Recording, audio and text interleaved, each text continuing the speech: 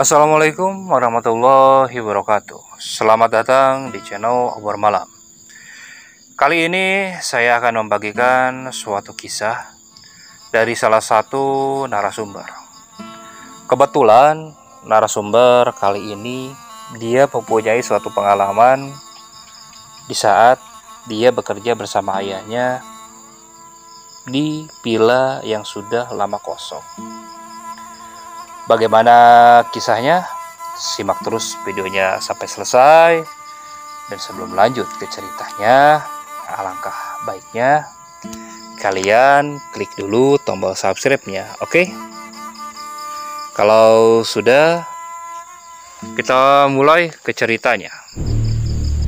Peristiwa ini terjadi sekitar tahun 2002. Waktu itu kebetulan aku baru selesai sekolah SMP.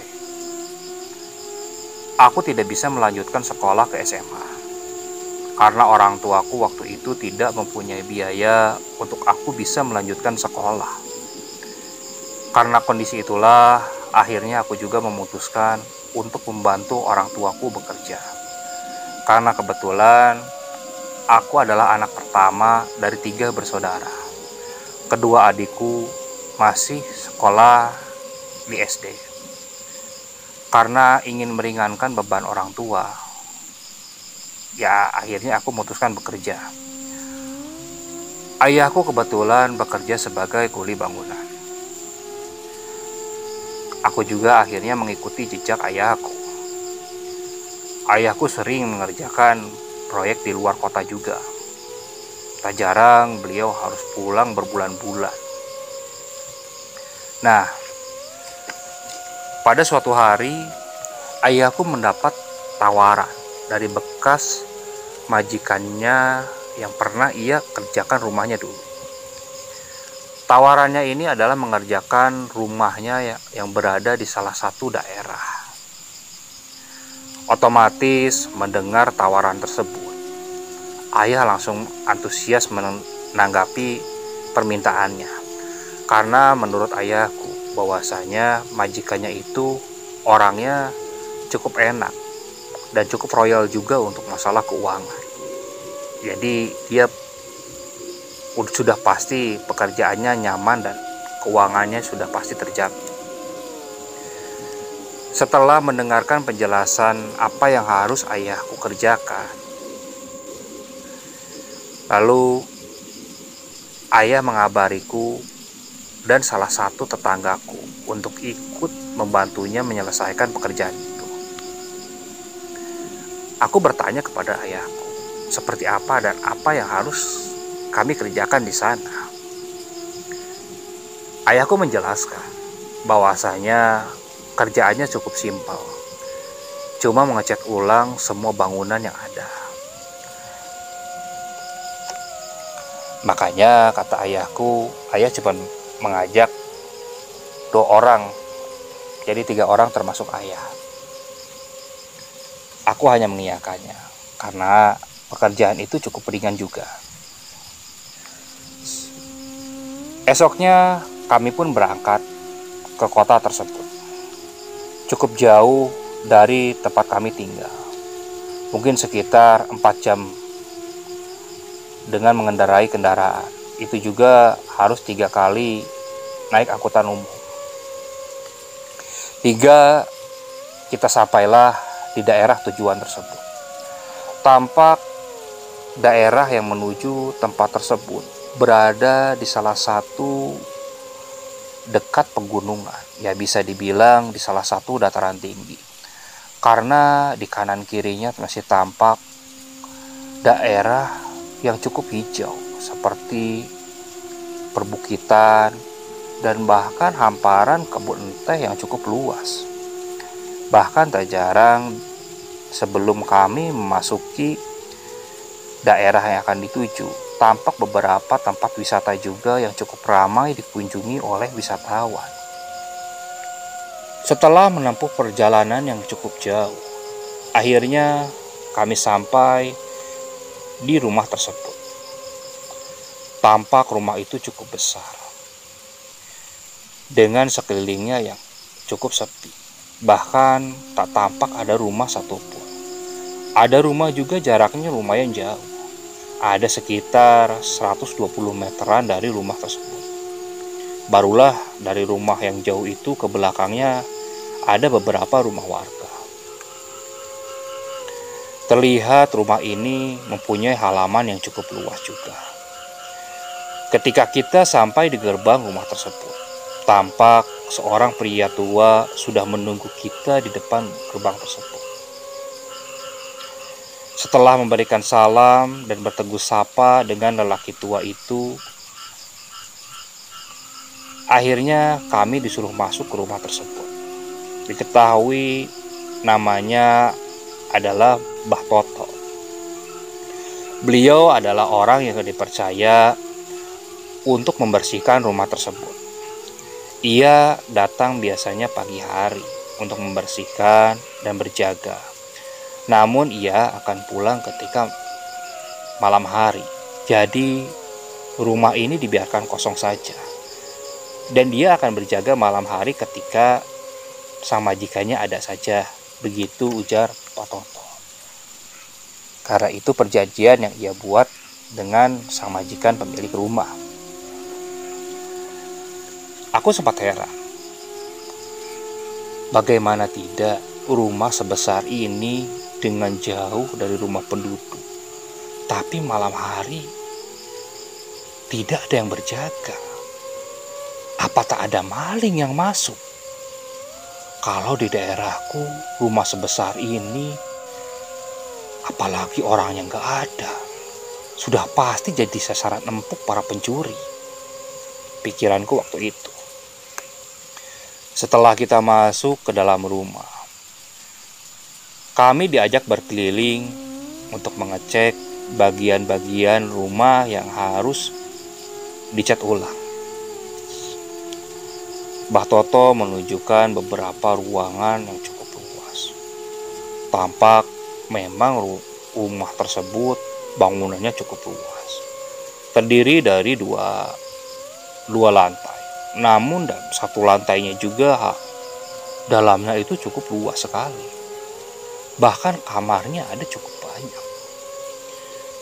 Kami terus berkeliling hingga akhirnya sampai kami berada di ujung kamar yang berada dekat dapur. Aku sempat aneh dengan kamar tersebut. Kenapa? Karena kamar tersebut berbeda dengan kamar-kamar yang lain. Kamar tersebut digembok dari luar. Sedangkan kamar-kamar yang lain itu hanya pakai kunci biasa saja. Namun ini berbeda, dia digembok dari luar. Aku sempat bertanya kepada Mbah Toto, "Bah, kok itu kamarnya dikunci?" Iya, itu disuruh sama si bapak, jangan dibuka ya. Yang lain aja, nanti kalau mau istirahat di kamar sebelah sana yang Mbah tadi tunjukkan. "Iya, Mbah. Makasih ya, Mbah," ujar ayahku. "Mbah mau nyiapin dulu alat-alat yang diperlukan buat kalian bekerja besok." "Iya, makasih ya, Mbah. Mari." Kami pun masuk ke kamar yang sudah dipersilahkan buat kami untuk beristirahat. Terlihat di kamar tersebut memang ada kasur, namun kasur itu cuma ada satu. Karena kami ada 3 orang, kami memutuskan untuk tidur aja di bawah. Ayahku dan Mama Parman menyuruhku untuk tidur di atas saja, karena mungkin aku anak yang usianya paling muda. Namun aku tidak enak, masa yang paling muda harus tidur di atas, sedangkan yang tua tidur di bawah. Itu tidak sopan namanya. Akhirnya setelah berbincang-bincang, kami pun beristirahat. Setelah mau maghrib, kami pun terbangun. Mbah Toto sempat pamit untuk pulang ke rumahnya. Ia menyarankan kalau kami hendak makan atau memasak, kalian bisa gunakan yang perlengkapan dapur yang ada di dapur. Setelah menjelaskan seperti itu, ia pun lalu pulang ke rumahnya. Aku sempat melihat sekeliling. Berbeda dengan siang hari.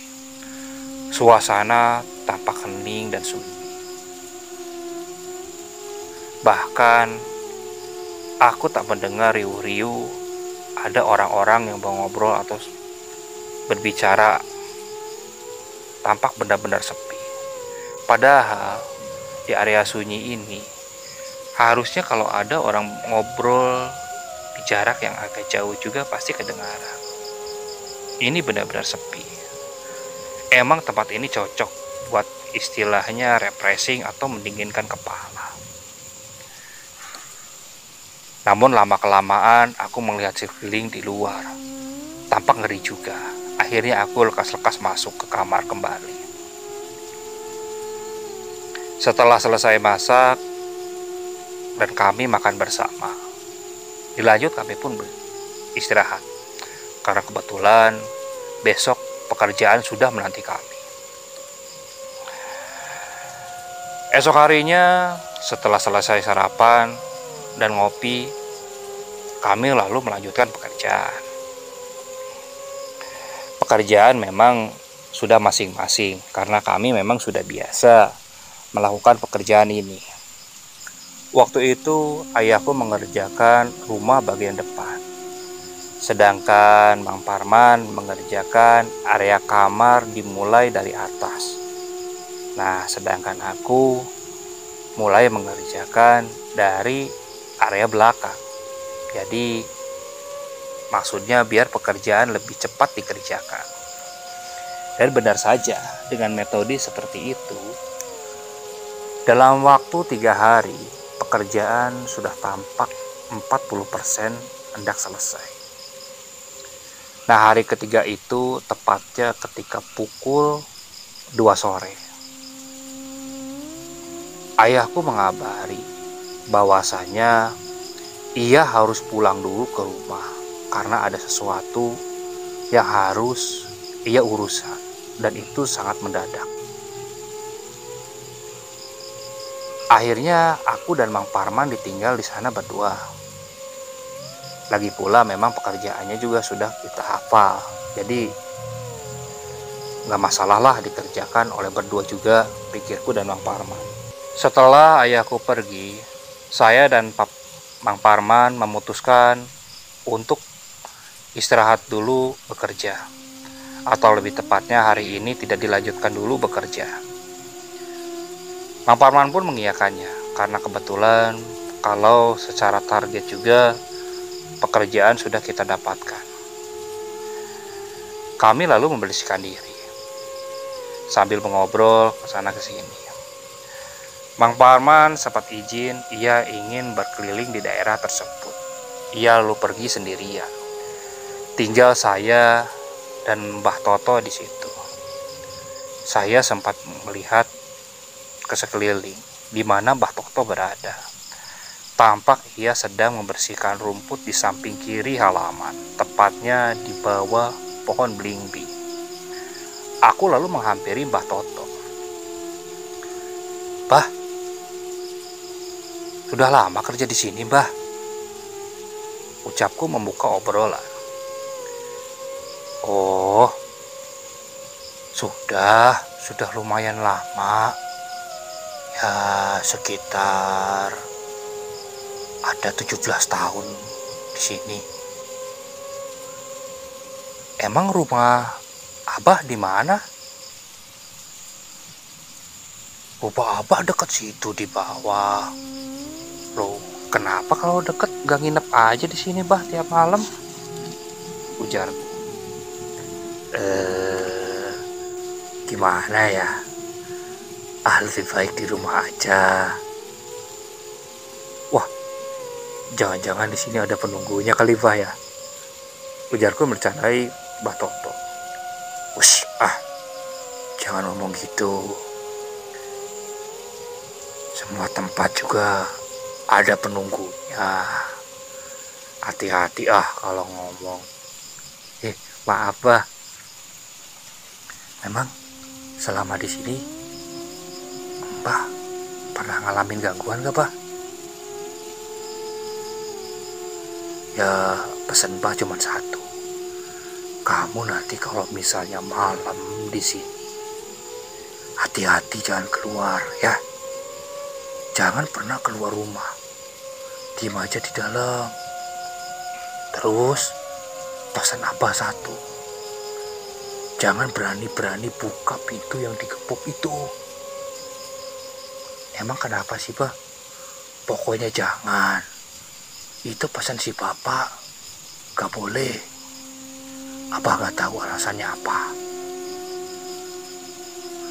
Oh iya bah, saya juga tadi pagi lihat ada piring berisi kembang di depan pintu tersebut. Iya, itu Abah yang taruh. Dia disuruh sama si bapak. Katanya tiap hari harus disimpenin itu di situ. Abah juga nggak tahu maksudnya apaan. Ya Abah cuma ngejalanin lah. Wah, Abah suka nutupin Padahal cerita aja nggak akan ada apa-apa kok bah. Udah. Oh iya, bapak kamu berapa lama katanya perginya? Katanya sih diusahain besok udah pulang. Ya tapi telat-telatnya 2 hari lah. Ya maklum kan perjalanan jauh juga sih bah. Kalau sekarang pulang bapak paling nyampe malam, istirahat, dan mungkin besok baru diurus urusannya. Ya mungkin kalau keburu sore bapak udah kesini lagi, paling malam nyampe sini. Ya paling telat-telatnya besok. Oh ya udah. Pak Arman kemana? Tadi katanya pergi mau jalan-jalan cari suasana katanya. Ya anggap aja lagi istirahat lah bentar. Lagi pula pekerjaan juga udah kelihatan kok bah. Paling lamanya juga semingguan lagi juga udah beres kok semuanya. Oh cepet juga ya. Ya kan biar cepat selesai, biar cepat dapat pekerjaan yang lain juga bah. Wah bener.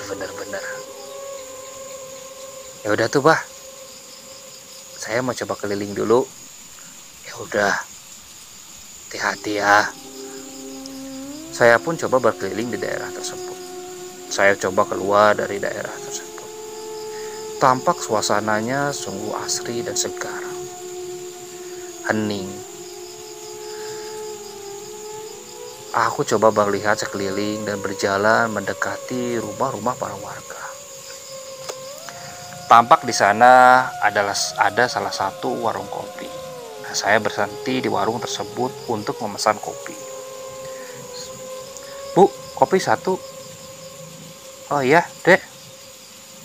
Lagi kerja di mana? Itu di rumah yang di ujung itu. Oh, di Villa Pak Budi ya? Iya. Oh iya. Emang udah lama kerja di situ, Dek? Wah, baru berapa hari, Bu. Cuman ngechat aja. Berapa orang emang kerja di situ?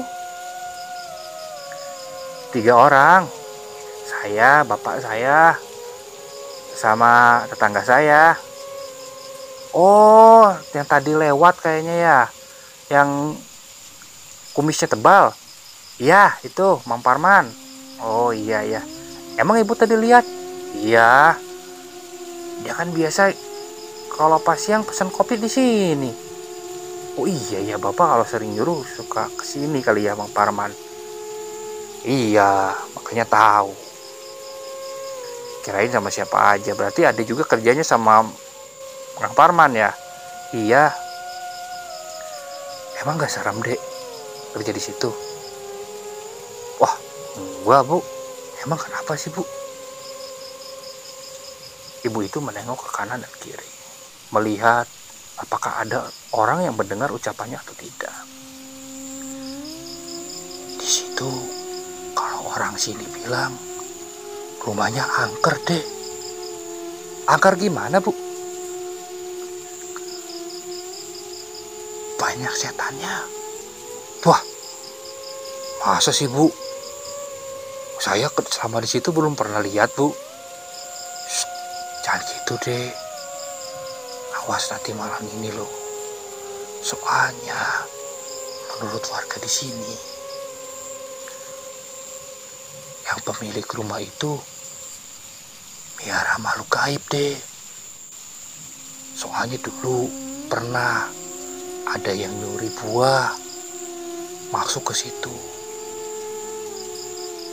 Malamnya katanya didatangin makhluk yang tinggi besar. Dia digangguin sampai sakit selama 3 hari. Setelah sakit itu, dia ngomong kan ke orang tuanya. Barulah orang tuanya bilang tuh ke Mbah Toto, suruh bilangin ke Pak Budi. Mbah Budi udah maafin, baru tuh makhluk itu gak gangguin lagi. Dari situlah mulai rame deh. Belum lagi kalau malam-malam pernah tuh ada orang yang sengaja pacaran dekat ke sana, kan memang tempatnya sepi ya. Banyak para muda-mudi yang mampatin tempat kayak gitu. Pada di luar deh. Terus Bu. Nah, katanya sih muda-muda itu kesurupan deh. Si laki-lakinya minta tolong lari ke daerah ke warga di sini. Pas kita cari, perempuannya udah di dalam deh. Di dalam? Maksudnya gimana, Bu? Ya nggak tahu, pokoknya pas kita temuin, dia masih kesurupan di dalam deh. Seperti nenek-nenek. Terus Bu. Iya, katanya bilang bahwa pemuda itu gak sopan. Jadi beri pelajaran katanya. Akhirnya setelah minta maaf, setelah ngelakuin lagi, diobatin sama sesepuh desa, barulah bisa sembuh. Nah dari situlah jarang ada yang berani deh. Kadang kalau ngelewat juga, udah senja hari apa maghrib, udah takut deh. Kadang kita nggak nengok, serasa ada sepasang mata yang terus ngeliatin kita. Waduh, ngeri juga ya Bu. Iya, tapi kan itu cuma kabar yang Ibu denger. Ya cuman kan yang pernah ngalamin gitu. Oh gitu ya. Tapi ada selama di sana nggak pernah ngalamin? Nggak pernah ngalamin apa-apa. Lalu kami menengok ke arah sumber suara tersebut. Tampaklah Mbak Toto melangkah mendekati kami. Mbak Sisi, kopi 1 Mbak. Oh iya Mbak, tunggu bentar. Oh sini Mbak, ngopi Mbak. Iya, tadi di dalam kopinya kayaknya habis, Mbak lupa nggak beli. Oh iya di sini aja Mbak, ngopi bareng saya. Udah, kamu gak usah takut di rumah itu. Gak usah dengerin cerita yang enggak ya. Iya Mbak. Mbak denger ya tadi apa yang diobrolin. Ya itu kan kejadian yang lalu-lalu, jangan dipikirin ya. Pokoknya pesan Abah yang tadi jangan lupa ya. Baik Bah. Setelah ngobrol cukup panjang dengan Mbah Toto dan Bu Susi, tampak Mang Parman melangkah mendekati kami. Ia baru pulang berjalan-jalan. Jang, sana yuk, pulang. Ayo Bang. Bah, Bu, saya duluan ya. Ya, mari ya. Ya. Habis dari mana, Mang? Itu habis jalan-jalan. Katanya nanti malam ada hiburan tuh. Ada caipongan di bawah. Mau nonton gak? Wah, enggak ah. Ini di situ aja istirahat ah. Besok masih bekerja juga. Ini baturin Mang yuk, nonton yuk. Enggak Mang ah, takut ah. Mending di situ aja, diem ah, beristirahat. Lagi pula aku kurang suka jaipongan kok Mang. Gimana sih anak muda ini? Ya udah deh, nanti Mamang sendirian berangkat. Tapi Mang, Ujang sendirian dong di sini. Duh, diajakin gak mau. Aduh, gimana ya? Ya udah tuh. Mamang gimana ya, bingung ya Ujang ya. Kesana nggak suka, di sini takut. Lah kamu labil Jang, mau ikut apa enggak? Lah udah enggak ah, nanti diem aja di warung, nunggu Amang pulang. Mang enggak lama kan? Enggak, udah paling juga jam 10 Mamang pulang. Ya udah tuh ya, nanti Ujang nunggu di warung Bu Susi aja. Ya Ujang takut di sini, gede lagi sendirian ah. Dah Ujang udah gede masih penakut, nanti dibilangin ke bapak loh penakutan, biar disunat lagi. Mang ah, kemana aja. Akhirnya setelah ngobrol cukup panjang dan kami membersihkan diri. Tepat pukul 7:30 Mang Parman pamit pergi untuk menonton acara jaipongan. Awalnya saya sempat ingin pergi bersama Mang Parman, namun dipikir lagi. Pertama, saya nggak suka nonton. Kedua, saya juga nggak terlalu suka keramaian. Karena di sini takut, akhirnya aku coba pergi ke warung Ibu Susi. Nampak di sana masih ada Mbah Toto dan beberapa warga lain sedang ngopi. Otomatis aku merasa ada teman. Sambil ngopi, kami ngobrol cukup banyak dengan warga sekitar tentang kehidupan di desa ini dan seputar pekerjaanku. Banyaklah yang kita obrolkan. Hingga pukul 9 malam, warung Bu Susi akhirnya hendak tutup. Aku tidak enak menahan-nahan berlama di situ. Akhirnya aku sempat menyogok Mbah Toto dengan memberinya 2 bungkus rokok untuk menemaniku mengobrol di teras rumah. Bah, temaniku ngobrol ya sampai Mang Parman datang. Aduh, gimana ya? Anak istri Mbah ntar nungguin. Bentar aja Bah, Mang Parman bilangnya jam 10 pulang kok. Akhirnya setelah aku sedikit memaksa, Mbah Toto akhirnya mau menemaniku di depan rumah tersebut. Setelah di depan rumah, kami asik ngobrol. Dalam asik ngobrol seperti itu, aku sempat mencium ada aroma bau melati yang cukup menyengat. Di tengah aku mengobrol dengan Mbah Toto, aku langsung terdiam, coba mengendus-endus hidungku. Mbah Toto lalu menajamkan matanya melihat ke arahku. Sepertinya dia merasakan ada sesuatu yang aneh yang aku rasakan. Ia lalu terdiam. Udah, biarin aja, jangan dihirauin. Aku lalu tersetak dengan ucapan Mbah Toto seperti itu. Udah, lebih baik kamu tidur aja sekarang. Abah mau pulang ya. Udah, jangan tunggu Parman. Biar dia pulang sendiri. Nanti kamu jangan kunci aja pintunya ya. Tapi Bah, udah pulang. Kamu masuk ke kamar. Baik Bah.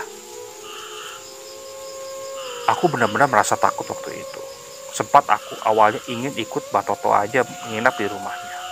Namun karena malu, akhirnya aku urungkan niatku tersebut. Akhirnya aku masuk ke dalam kamar. Ku dengar pintu gerbang depan dibuka dan ditutup kembali, pertanda Mbah Toto sudah pergi meninggalkan rumah tersebut. Di dalam kamar, aku tidak bisa tertidur. Entah kenapa, mata ini sulit untuk terpejam. Aku sempat melamun, menerawang kemana saja, hingga lamunanku tersentak oleh suara langkah. Suara langkah yang menuruni anak tangga.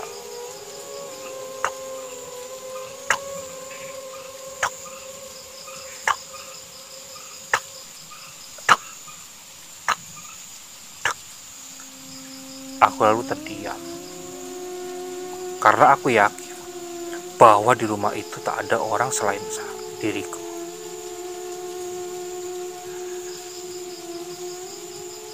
Karena merasakan ada sesuatu yang tidak beres.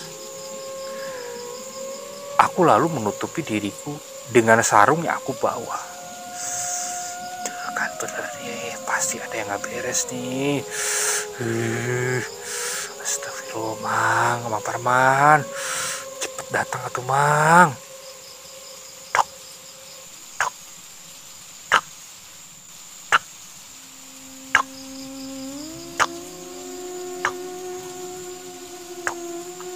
Suara langkah itu kian terdengar, dan terus saja terdengar, hingga tepat menurut telingaku, suara langkah itu berhenti dekat kamar yang digembok tersebut.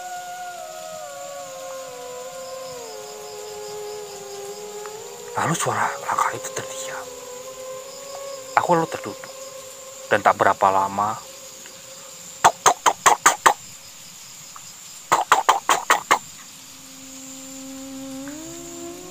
aku dengar suara pintu diketuk. Namun, yang lebih aku kagetkan lagi, yang diketuk itu bukan pintu depan, melainkan pintu yang digembok tersebut. Otomatis, antara panik dan takut sudah menjadi satu sekaligus di dalam diriku. Aku mundur beberapa langkah. Aku duduk sambil menundukkan kepalaku yang ditutupi oleh sarung. Aku sudah yakin ini pasti makhluk jadi-jadian.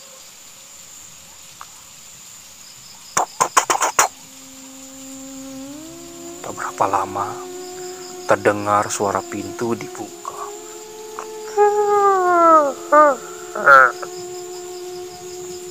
Aku semakin tersentak. Bagaimana tidak? Karena jelas-jelas pintu itu digembok dari luar.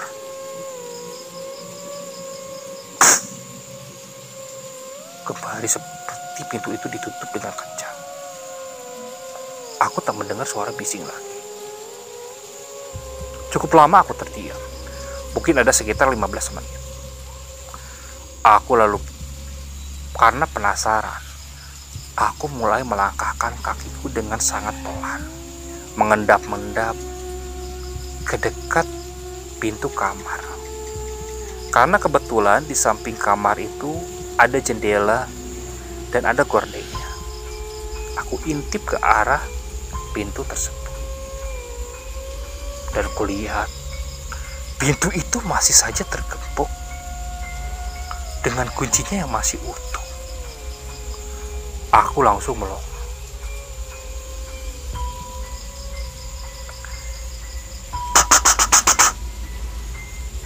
Jang. Wah, Mang Parman nih, pikirku waktu itu. Dengan cepat, aku keluar dan berlari menuju pintu depan. Namun, ketika aku membuka pintu, aku melihat tak ada siapa-siapa di luar sana. Mang Parman, Mang, jangan bercanda, Mang. Bulu kuduku langsung berdiri sekaligus. Astagfirullah. Aku mulai menutup pintuku kembali. Belum 5 langkah aku meninggalkan pintu tersebut. Jang, buka Jang.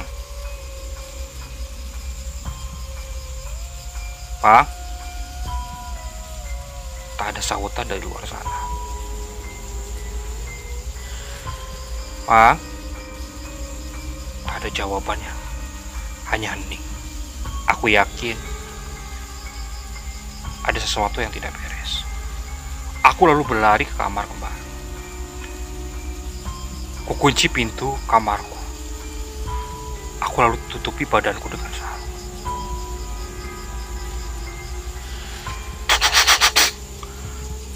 Jang, buka Jang. Jang. Jang. Astagfirullah. Bukan Bang Parmani. Jang. Jang. Aduh, kok tambah jelas sih suaranya. Jang. Buka Jang. Suaranya berubah. Ini bukan suara yang tadi lagi.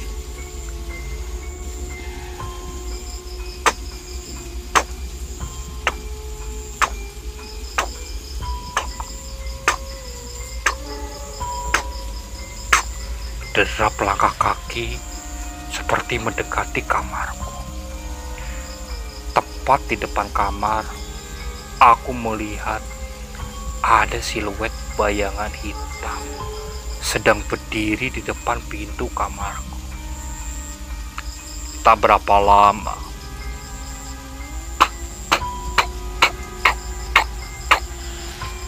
Jang, buka Jang. Jang. Aduh, astagfirullahaladzim. Parman bukannya. Aduh, dibuka jangan, dibuka jangan. Akhirnya dengan keberanian yang aku kumpulkan, aku nekat menghampiri pintu tersebut. Namun ketika aku membuka pintu kamarku, aku tak melihat ada siapapun di sana. Otomatis rasa takut langsung menambah di perasaanku. Dan belum sempat aku menutup pintu tersebut, aku mundur 1-2 langkah dan hendak menutup pintu, dan badanku menyentuh sesuatu. Dan ketika aku menengok ke belakang, tampaklah seorang kakek-kakek tua dengan wajah yang menyeramkan.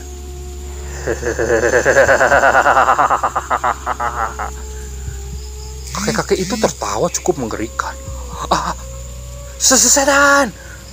Aku langsung berlari sekuat tenaga untuk keluar dari rumah tersebut. Dan ketika aku keluar dari rumah tersebut, kulihat di luar rumah, tepat di kursi depan, ada sesosok perempuan menggunakan kebaya putih dengan samping batik-batiknya. Ia sedang duduk sambil menyisir rambut.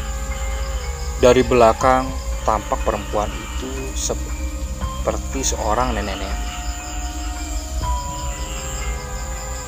Entah kenapa waktu itu ketika aku melihat sosok itu, aku malah berhenti berlari dan seperti terpaku menatap sosok itu. Padahal jelas-jelas kalau aku pikir dengan kepala dingin, mana mungkin ada orang yang mau duduk dan bersantai di rumah besar tanpa penghuni seperti ini. Namun entah kenapa, pikiranku waktu itu tidak sampai ke arah situ, dan seperti beku dan malah terpaku menatap sosok itu. Hingga tak berapa lama, sosok itu memutar kepalanya ke arah belakang, tepat 180 derajat. Astagfirullahaladzim. Dan ketika aku melihat sosoknya, yang wajahnya yang rusak, serta banyak belatung yang memenuhi wajahnya tersebut, aku mundur terus beberapa langkah karena kakiku serasa sudah tak kuat lagi aku gunakan untuk berdiri atau bahkan berlari. Sosok nenek-nenek itu lalu berbalik dan berjalan mulai mendekati ke arahku. Ampun, ampun, ampun, ampun.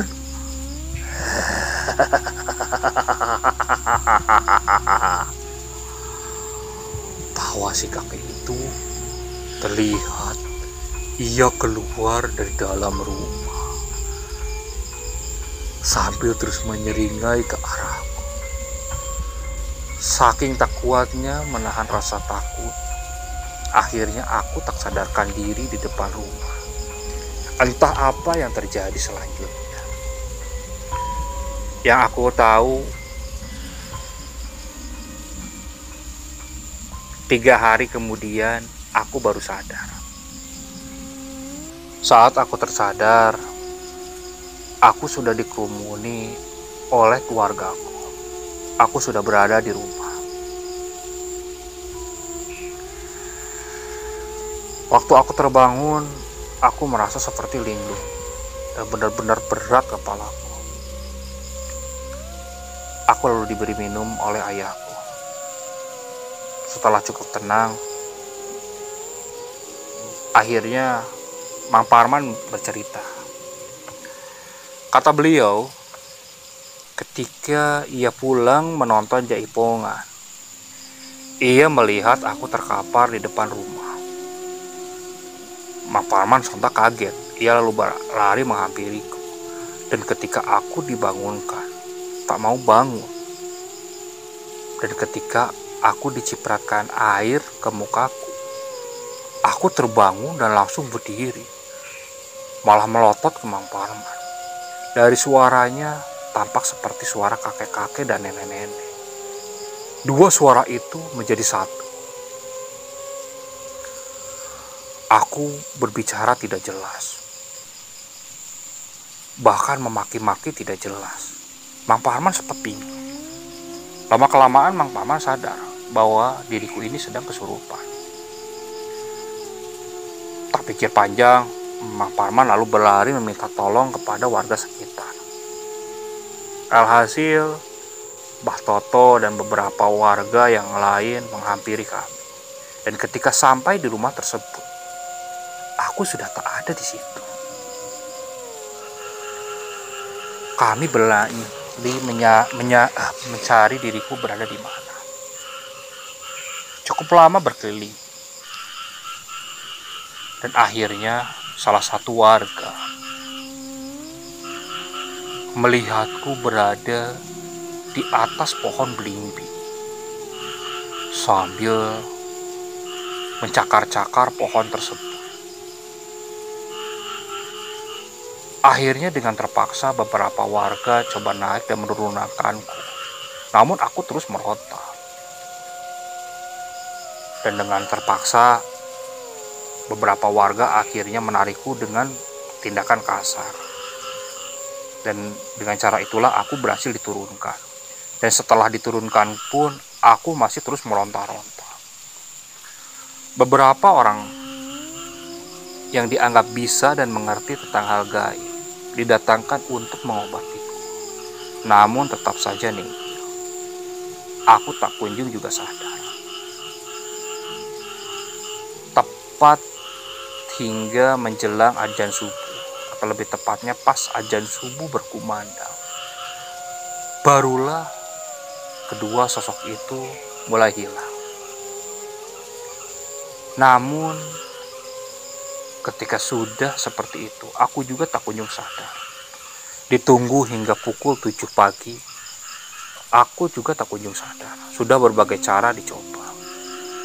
Bahkan sudah didatangkan mantri untuk mengecek kesehatanku. Dan menurut mantri tersebut, keadaanku normal dan baik-baik saja. Ini seperti koma saja, namun situasi kesehatannya benar-benar dalam keadaan baik menurut mantri tersebut. Jadi secara ilmu kesehatan benar-benar di luar nalar. Pak Mantri itu langsung angkat tangan. Akhirnya Pak Parman mengabari ayahku dan memberitahu kondisiku. Sebelum ayahku datang, tepat menjelang maghrib, aku mulai jadi lagi kesurupan. Aku mengamuk tidak jelas, kesana kesini. Aku tidak tahu, mereka tidak tahu apa yang harus mereka perbuat untuk menyembuhkanku. Hingga ayahku datang. Ia membawa sebotol air minum yang sudah diberi doa dari tempat tinggalku. Setelah ayahku sampai, air tersebut diusapkan ke wajahku. Dari situ aku mulai tenang. Dan ayahku lalu berinisiatif untuk langsung mengajakku pulang. Sesampainya di rumah, aku lalu dibawa ke salah satu kiai yang mengerti tentang hal-hal seperti itu. Dan sesampainya di situ, menurut kiai tersebut, bahwasanya aku sudah diincar untuk dijadikan tumbal bagi pemilik rumah tersebut. Dan katanya malam ini sosok itu akan datang lagi untuk mengambil jiwaku. Karena sampai saat itu juga aku belum juga siuman. Sontak Mang Parman dan ayahku kaget mendengar ucapan Pak Kiai tersebut. Awalnya ayahku sempat meragukan ucapan Pak Kiai tersebut. Namun ia bilang, biar saja nanti malam. Sekalian bantuin doa dan jaga anakmu di sini. Akhirnya ayah, Mang Parman, dan beberapa keluarga ayah menemaniku di rumah Pak Kiai tersebut. Tepat pukul 9:30 malam, angin berhembus dengan kencang. Namun anehnya, menurut ayah, Mang Parman, dan beberapa orang yang berada di rumah tersebut, walaupun di luar angin cukup kencang, namun sepertinya ada hawa panas yang mengelilingi rumah tersebut. Hawa panas itu sampai masuk ke dalam rumah. Bahkan jelas-jelas di dalam benar-benar seperti gerah. Bahkan lebih dari gerah. Semua orang di dalam terasa berkeringat. Berkeringat bukan karena panik juga, tapi karena benar-benar terasa sangat panas. Pak Kiai dan beberapa muridnya sudah bersiap di dalam. Tak berapa lama, pintu dari rumah Pak Kiai itu seperti terbuka dengan hempasan angin yang cukup berat.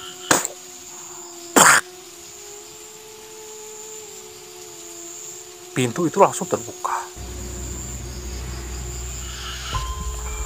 Semua orang yang ada di ruang tersebut lalu terperangkap melihat situasi seperti itu. Ayahku dan beberapa kerabat yang lain lalu fokuskan diri untuk membaca doa-doa yang mereka bisa. Dan menurut Mang Parman dan ayahku, tampak di depan pintu terlihat ada dua sosok, kakek-kakek dan nenek-nenek, Nenek-nenek itu memakai kebaya berwarna putih dan sapi, serta si kakeknya memakai pakaian hitam dan celana hitam.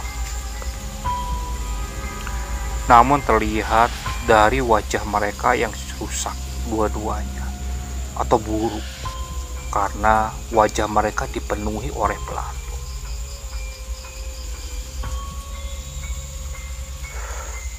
Pak Kiai itu akhirnya berbicara dengan kedua makhluk tersebut.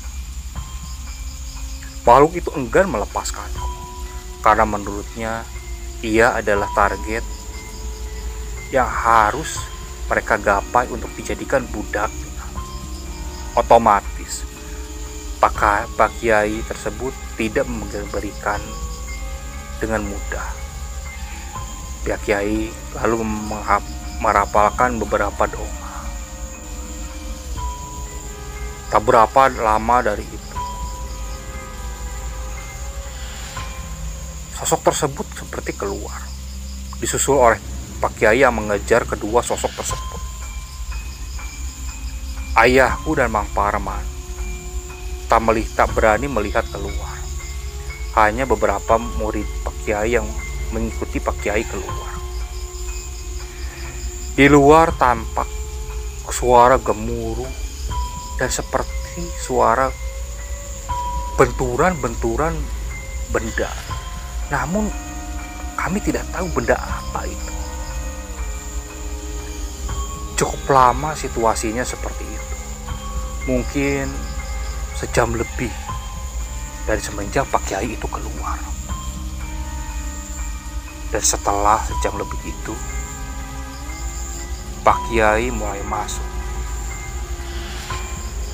dan terlihat dengan pakaian yang basah oleh keringat, dan dari raut wajah Pak Kiai yang terlihat dengan sangat kelelahan. Pak Kiai lalu duduk. Ia lalu meminum segelas air. Sudah, kalian sudah tenang, tapi tunggu saja dulu sampai nanti pukul jam 12 malam. Mudah-mudahan Allah mengabulkan doa dan terus menolong anakmu ini. Nanti jam 12 malam lelembutannya akan kembali ke raganya. Tunggu saja ya. Baik, Pak Kiai, ujar ayahku dan Mang Parman. Pak Kiai lalu duduk sambil berzikir. Tepat pukul 12 malam, aku mulai bisa menggerakkan tanganku. Melihat seperti itu, ayahku dan yang lain tampak senang.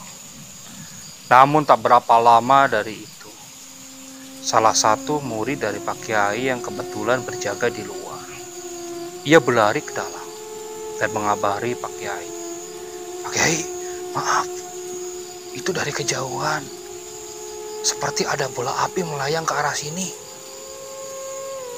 Pak Kiai lalu duduk. Ia lalu berlari keluar. Pak Parman yang waktu itu ikut melihat keluar, dan tampak ada dua bola api melayang-layang mendekat ke arah rumah Pak Kiai. Dan tepat sebelum hendak sampai ke arah pintu, bola api itu seperti meledak. Disusul dengan hentakan tubuh Pak Kiai.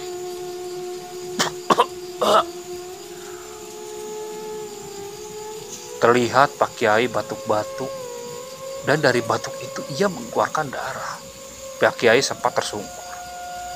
Ia lalu dibantu oleh beberapa muridnya. Pak Kiai itu lalu kembali masuk ke dalam dan duduk sambil berzikir.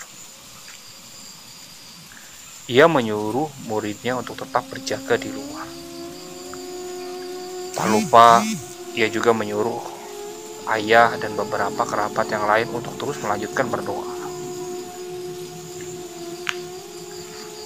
Beberapa saat terus saja terdengar ledakan-ledakan seperti itu di depan rumah.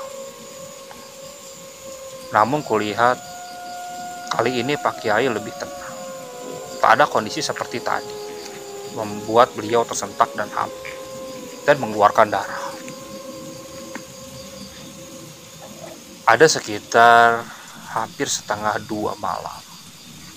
Barulah suasana menjadi hening kembali. Pak Kiai lalu membuka matanya.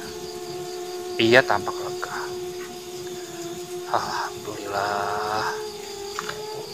Bagaimana Pak Kiai? Anak saya gimana? Ujar ayahku bercerita. Anakmu baik-baik saja. Sudah sekarang semuanya sudah beres. Tadi majikannya masih penasaran. Dan sekarang dia harus menuai apa yang dia perbuat. Maksudnya gimana Pak Kiai? Jadi ya yang Pak Kiai ceritakan, majikannya ini mempunyai pesugihan, dan itu sudah ia lakukan cukup lama. Banyak orang-orang yang bekerja yang ia tumbalkan. Bentar Pak Kiai, saya baru ingat dulu waktu saya bekerja sama dia di kota besar juga ada 2 pekerja yang meninggal. Cuma memang saya tidak dekat dengan pekerja itu. Dia beda bagian dengan saya. Jadi saya gak terlalu merhatikan, gak cari tahu penyebabnya. Yang saya tahu cuma kecelakaan kerja saja. Nah itulah. Cuman kayaknya kejadian sama anak kamu ini cukup kasar ngambilnya. Jadi kelihatan. Untung saja masih keburu ketahuan. Kalau telat udah. Iya Kang, maaf, saya yang salah. Saya malah ninggalin si Ujang sendirian. Saya malah anteng nonton Jaipong Kang. Saya yang harusnya minta maaf Kang. Sudah man, sudah kejadian kok. Sekarang udah gak apa-apa. Yang penting kita semua selamat. Dengan kejadian ini juga kita bisa tahu, kalau enggak, bagaimana nasib kita nanti kalau lama-lama kerja di sana juga. Mending kehilangan uang gak seberapa dibanding harus kehilangan nyawa, bener gak? Iya Kang. Nah esoknya ya aku terbangun dan keadaan linglung tersebut. Ya ketika Bang Parman menceritakan kejadiannya seperti itu. Ya sudah, kamu sekarang yang tenang ya Jang ya. Sekarang udah selesai. Terus Pak Budi gimana Pak? Gak tahu. Papa sengaja gak kontak. Dia sempat telepon beberapa kali ke ponsel Bapak. Cuman gak Bapak angkat. Nanti cek ke sana apa gimana Kang? Ujar Bang Parman. Ya kan alat-alat kita juga masih di sana. Nanti aja Man, kamu sama saya yang berangkat. Biarin si Ujang jangan berangkat. Nanti sebelum berangkat kita ke Pak Kiai dulu minta saran gimana ya biar aman. Udah.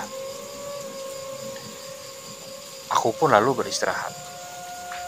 Dan menurut kesaksian ayahku dan Mang Parman yang berangkat ke rumah tersebut, katanya sesampainya di sana dia kaget karena rumah itu langsung benar-benar sepi. Mbah Toha juga tak nampak di sana. Mbah Toto juga nggak nampak di sana.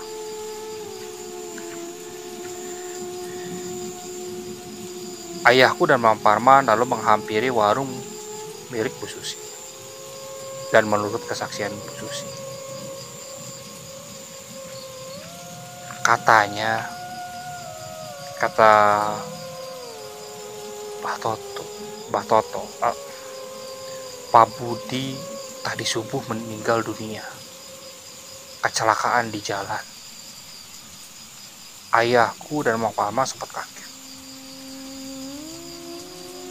Terus, nah, Bang Toha katanya sekarang berangkat ke sana. Waduh, kita niatnya mau ngambil alat-alat di sana, Bu. Ya kebetulan kuncinya kayaknya ada di istrinya. Ambil aja di istrinya. Ayahku dan Mang Parman pergi ke rumah Mbah Toha, Mbah Toto. Sampainya di sana, ayah mengutarakan maksudnya. Setelah diberi izin mengambil kunci, ayah bergegas mengambil peralatan yang ditinggalkan di rumah tersebut. Lalu mengembalikan kunci tersebut ke rumah istrinya Mbah Toto. Ya udah, sampaikan salamnya ke Mbah Toto. Maaf kita nggak bisa lanjut pekerjaannya. Biarkan ini sisa upahnya saya titipkan aja ke ibu. Sampaikan aja ke almarhum bapak. Maaf kita nggak bisa ke sana. Andai pun almarhum bapak nggak mau nerima, buat ibu sekeluarga aja, ucap ayahku. Lalu ayah dan Mang Parman lalu pergi meninggalkan tempat tersebut. Ya semenjak kejadian itu, ayah juga sempat berpikir matang-matang untuk kembali mengambil pekerjaan. Bukan pilih-pilih, namun lebih ke arah hati-hati, karena takut kejadian hal yang serupa terulang kembali. Dan hingga saat ini aku masih menekuni pekerjaan yang dulu diajarkan ayah sebagai kuli bangunan. Dan sekarang memang ayahku sudah tidak ada. Aku hanya menjalankan pekerjaan itu sendirian bersama beberapa teman-temanku yang lain. Namun kejadian itu masih membekas hingga saat ini masih aku ingat. Memang namanya di proyek, kejadian-kejadian sakral seperti itu kerap kali terjadi. Ini bukan pengalaman pertama, ini bukan pengalamanku ke satu. Banyak pengalaman-pengalaman yang lain. Cuman ini pengalaman yang cukup menyeramkan bagiku yang pertama mengalami hal seperti itu. Ya mungkin di lain cerita saya akan menceritakan cerita-cerita lain yang pernah saya alami di proyek-proyek lain juga. Tunggu saja ceritanya ya. Oke, sekian cerita dari narasumber kami, Kang Ujang. Untuk kritik dan sarannya silakan kalian bisa cantumkan di kolom komentar. Saya mohon maaf apabila masih banyak kesalahan dalam pembawaan cerita. Terima kasih bagi kalian yang masih menonton channel Bubur Malam. Tetap support channel kami. Kami ucapkan banyak terima kasih kepada kalian. Assalamualaikum warahmatullahi wabarakatuh.